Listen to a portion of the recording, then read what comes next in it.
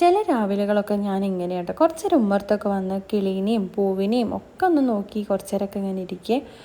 അങ്ങനെ അതൊക്കെ കഴിഞ്ഞ് എത്തുമ്പോൾ അയ്യോ സമയം പോയി. അപ്പോൾ വേഗം അടുക്കളയിൽ പോയി, മക്കൾക്ക് ഫുഡ് കൊടുക്കണമല്ലോ. അപ്പോൾ പിന്നെ വേഗം അടുക്കളയിൽ പോയി. അപ്പോൾ അമ്മ ഇന്നലെ മാവ് അരച്ച് വെച്ചിരുന്നു.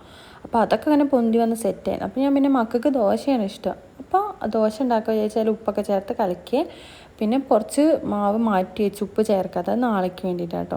അങ്ങനെ ഞാൻ പാൻ വെച്ചത് ദോശ ചുടുകയാണ്.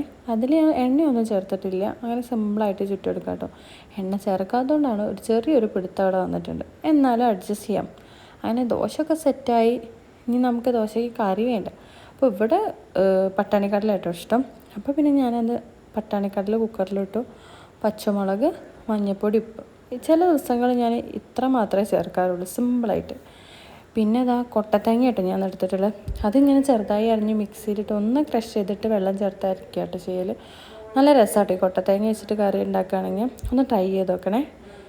അങ്ങനെ പാത്രമൊക്കെ കഴുകി അങ്ങനെ നമ്മൾ കടലൊക്കെ അതാ ആയി.